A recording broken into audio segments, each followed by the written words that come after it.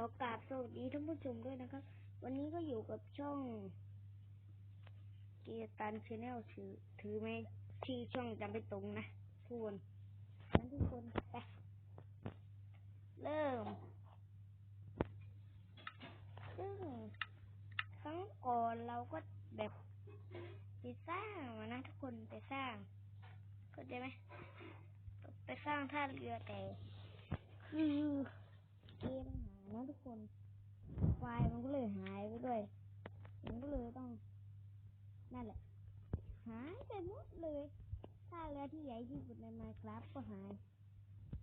นี่คือขี่รถจากที่สร้างโคตรยักษ์เลยนะทุกคน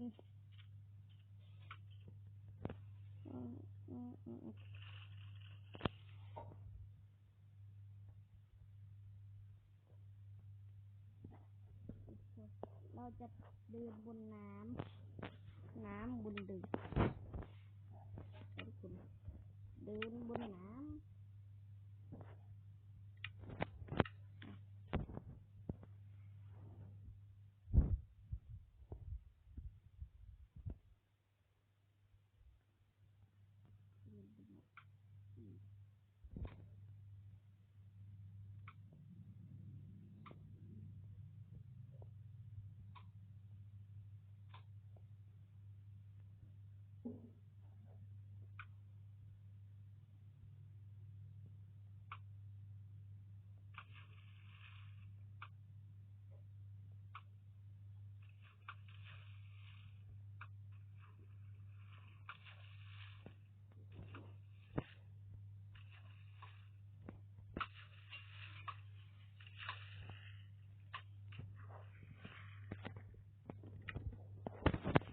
โอเคทุกคนเสร็จแล้วนั่นคือบอลลูนที่ผมเพิ่งไปคลิปนะทุกคนดูใส่ด้วยโ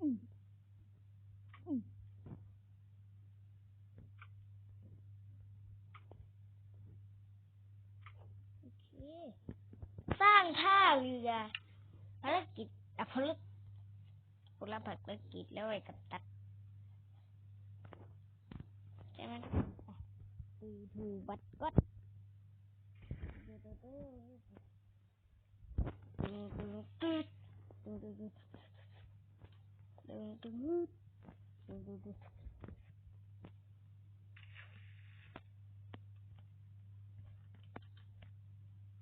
ใช่ทุกคน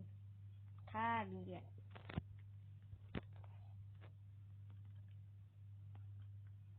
ซึ่งผมจะวางคูงไว้แค่นี้ตึ๊ดตึ๊ดตึ๊ดตึ๊ดตึ๊ดตึ๊ดตึ๊ดตึ๊ดตึ๊ดตึ๊ดตึ๊ดตึ๊ดตึ๊ดตึ๊ดตึ๊ดตึ๊ดตึ๊ด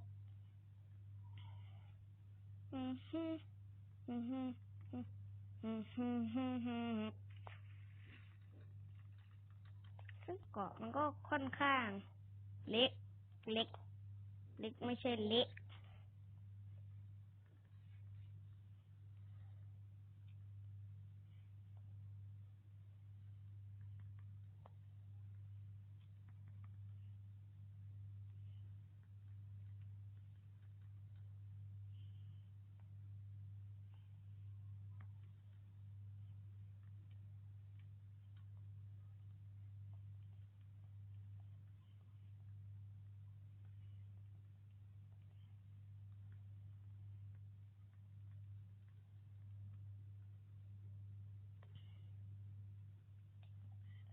ควัด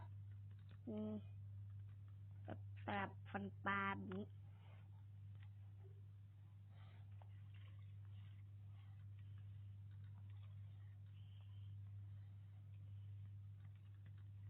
โอเคทุกคนเวลามึงหมดที่10นะ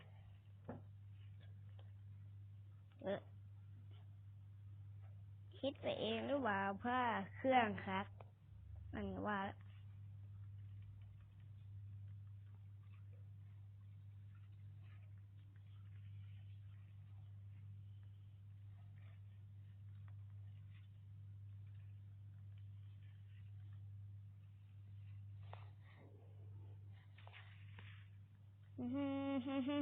ตึด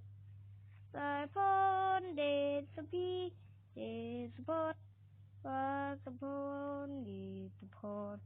วาสพรเดชพรวาสพร